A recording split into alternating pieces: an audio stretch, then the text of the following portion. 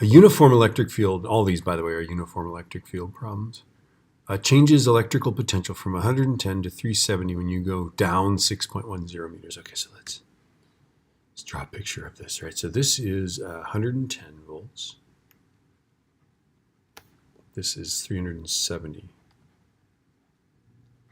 Right, so aren't we, as we go down, we are, what, increasing in potential, right? So by the way, the only way this can happen is that we've got positive charge here, right? Because potential is always from the point of view of a positive charge, right? And we must have a negative charge distribution here, okay? And this is 110 volts, that's 370 volts, and this is 6.10 meters. I always draw the context in. I have a hard time just sort of thinking about it like that. Okay, so let's see. Okay. What is the magnitude and direction of the electric field? Okay, I can do this. Okay, so let's see. This is E is the opposite of the change in potential over change in R. Okay, so it's going to be the change in potential. The opposite over the change in potential is, let's see, 110 to 370, is that 260? So we go up, the opposite of 260, right? Okay, so we go up 260, right? But it's the opposite of that. Divided by, and then we go down 6.10 meters. So I'm putting a minus sign there. Okay, ooh, wow, I might be able to understand this. 260 divided by 6.10. And I'm getting 42.66 volts per meter. Notice that it's positive, right? So that means that it's up, right?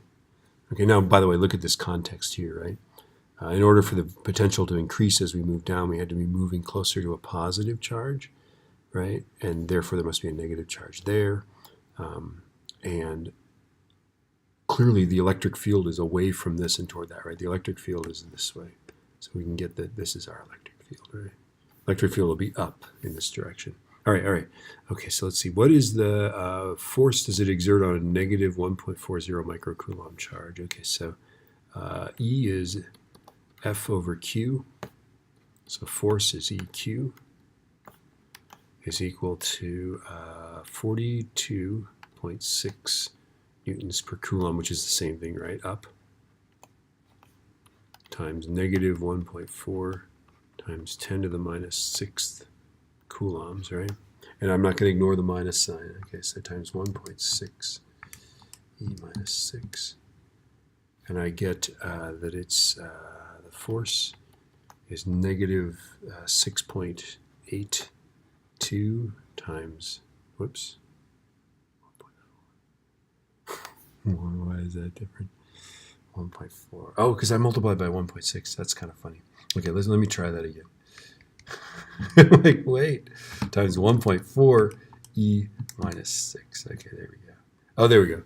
Oh, that's so much better. Okay, so I'm getting negative 5.97 times 10 to the minus 5th newtons, right?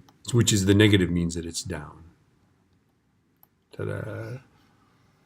Okay, or if I put a negative charge here, just look at the charge distribution, right? The force on this thing is going to be down because it's going to be repelled by the negatives and attracted to the positives. Forces that way. Okay? So there's lots of ways to do this. The minus signs and everything like that, they all work.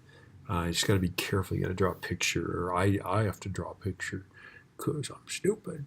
All right.